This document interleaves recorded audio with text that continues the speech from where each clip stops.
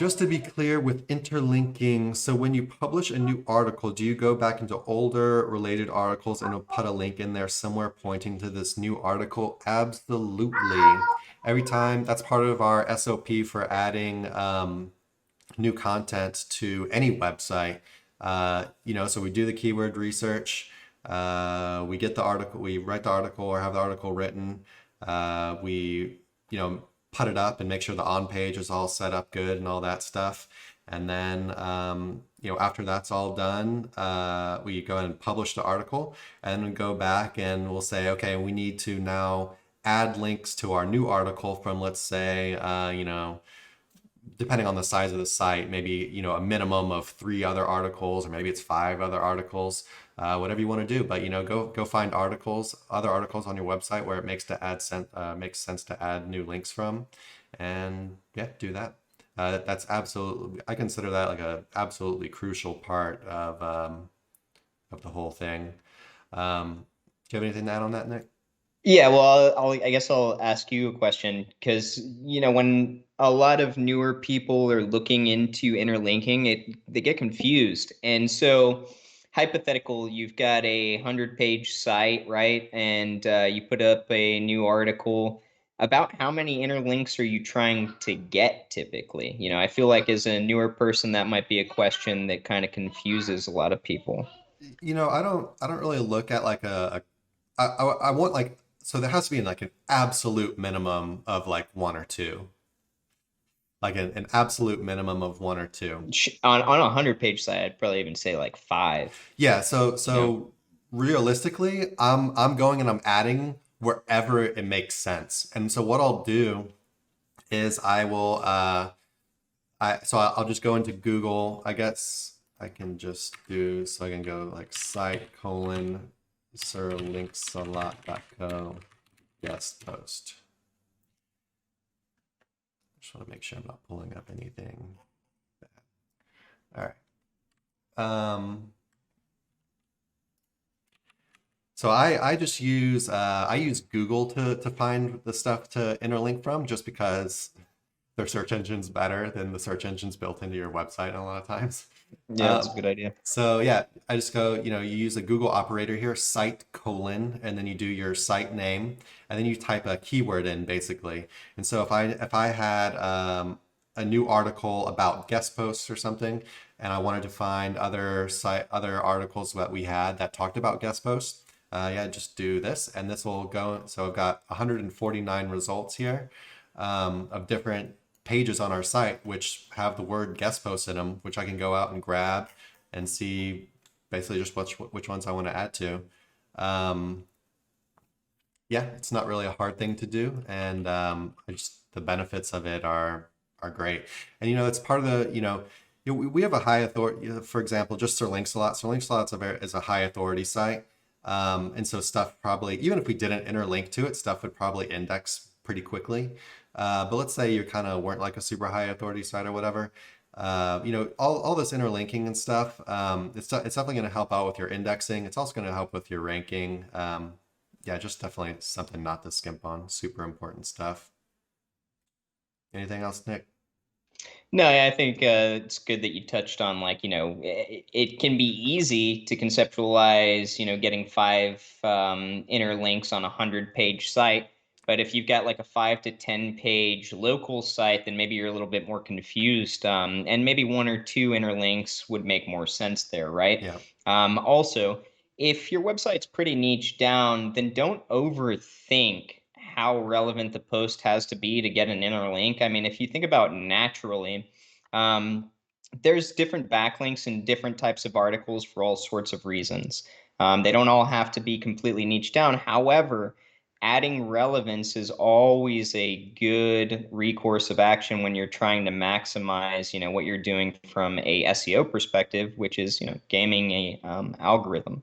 And so, I think best practice is definitely what you just said. Also just add one more thing, because we've had some people, or maybe one person, asking about like silos and stuff, like on page interlinking Yeah. silos.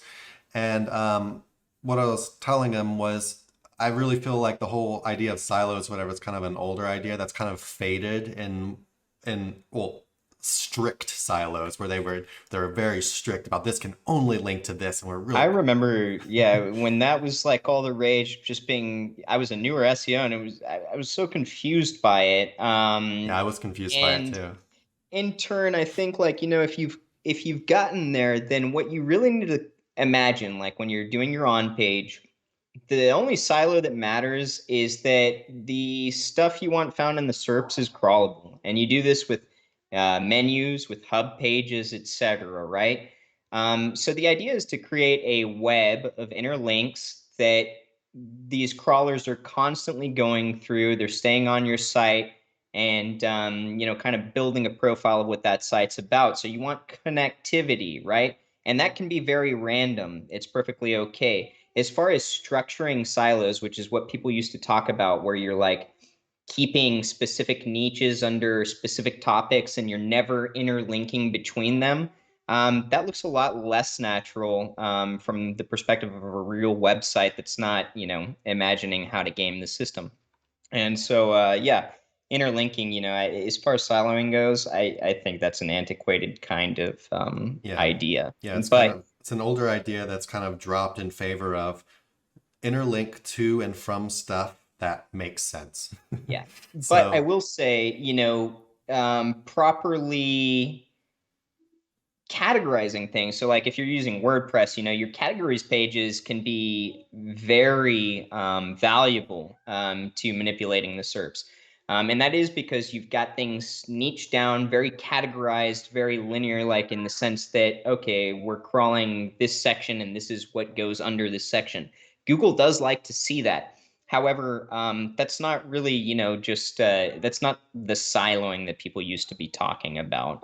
But it can still be a very valuable tool. And as far as just regular on-page goes, or best practices for on-page goes, you're going to want to make sure that everything is crawlable and that it makes sense that it, yeah, into a particular category or I'll section. clarify a little bit. Like Nick just said, we do, I guess we technically do still Yeah. practice siloing, but it's a much more loose sense in that, for example, our link building services page will then link out to all of our different link building services like that.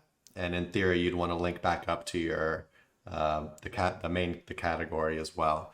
And you can still do that, but then you can also link in between all of these, and maybe you have some supporting content out here, which is then they're all kind of linking around to each other, and it just doesn't have to be super strict like I think people used to do. Right.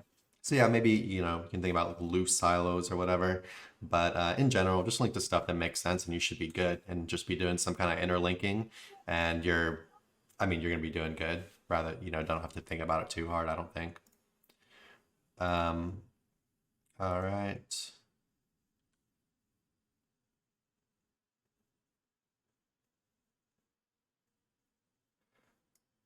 Well, so this is a so it says I was doing it the wrong way. I published new articles and put links to older posts in the new article. Well, you should do that too. So you want to add links in the new article to your older content because that's completely natural. You're still going to want to do that, and then but you also want to go to your old content and add some links to it as well. So you're basically just look at it as plugging in a new piece to your site, and all your content on the site, it has links coming to it and it has links going from it. And so your new content should do exactly the same thing. So that means links going out, links coming in too.